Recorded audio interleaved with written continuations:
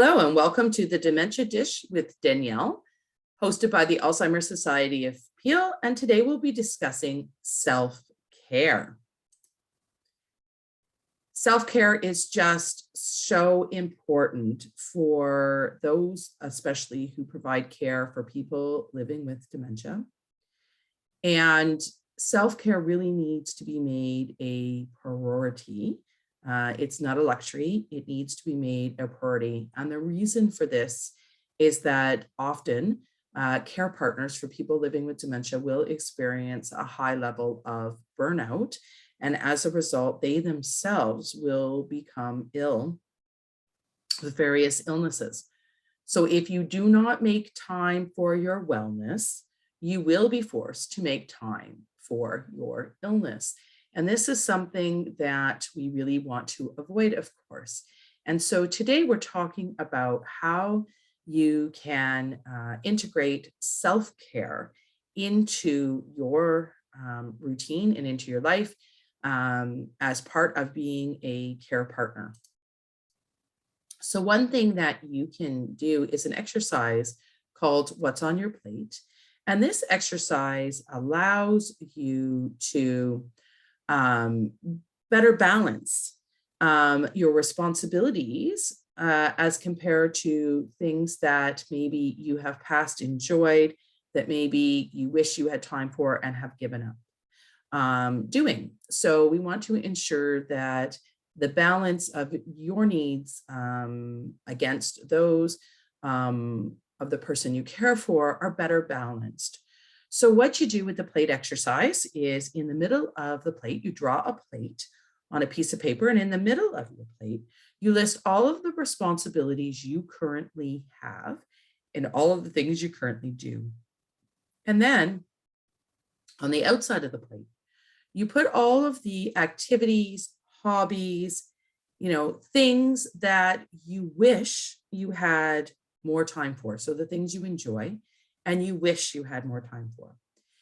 You go back to the center of the plate and you circle, to start you circle with one thing that is perhaps a responsibility that can be managed better, meaning that it could either be where you hire or you or change how you do this particular thing. Maybe you reassign that particular duty to somebody else, whether that's a paid person or whether that is a family member or friend who offers to help.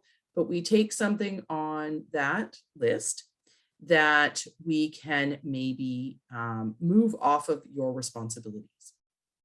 You underline something that is in your I wish I had more time for, and you schedule time to do that particular activity on a regular basis.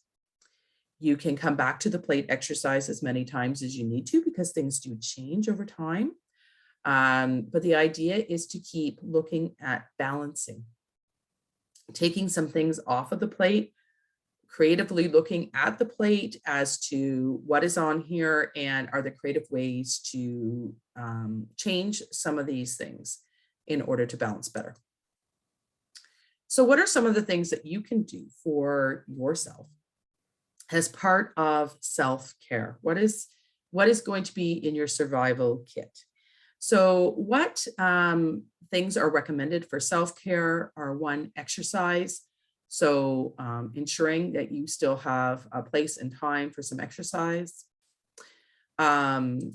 creating and using meditation, breathing exercises. So anything that can promote mindfulness, which is the practice of recentering and being in the moment and not letting other things enter in.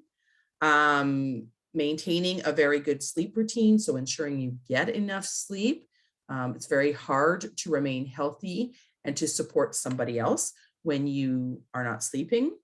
Remembering to laugh, so in releasing those good endorphins, so finding the humor in things, so not taking things too seriously. Eating well, so eating a balanced and healthy diet.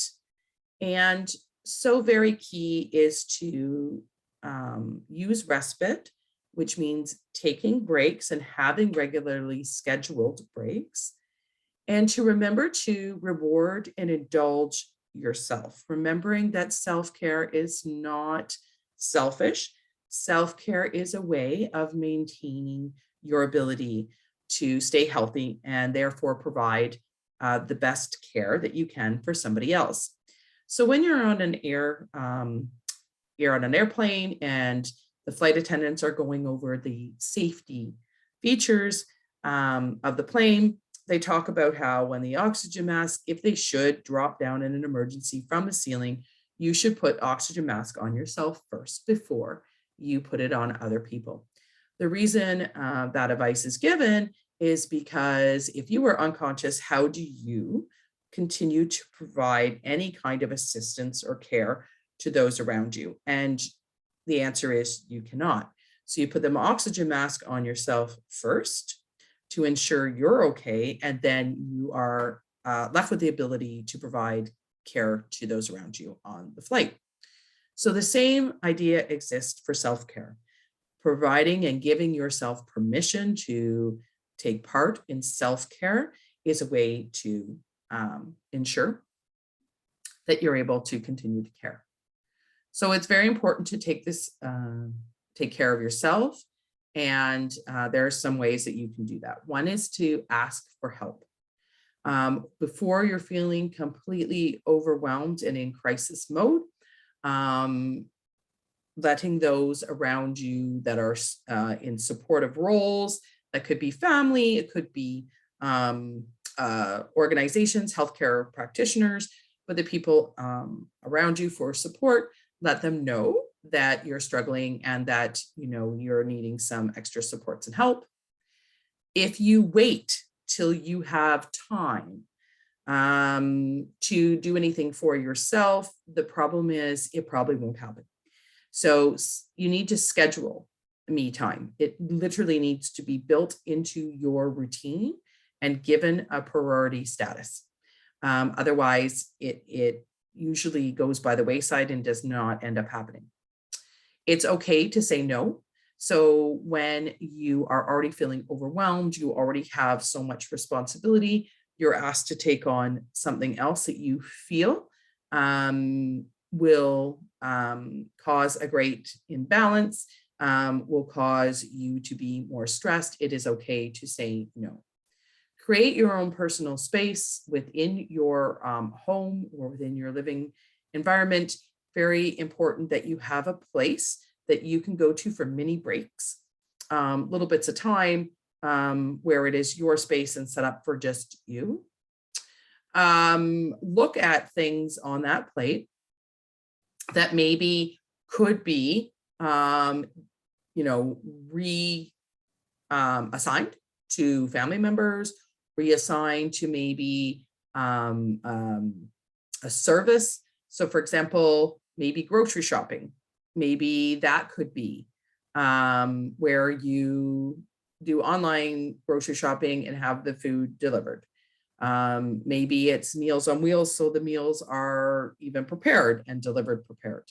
Maybe it is paying for some respite care, so that you're buying some time back for yourself. So just looking at options in order to rebalance.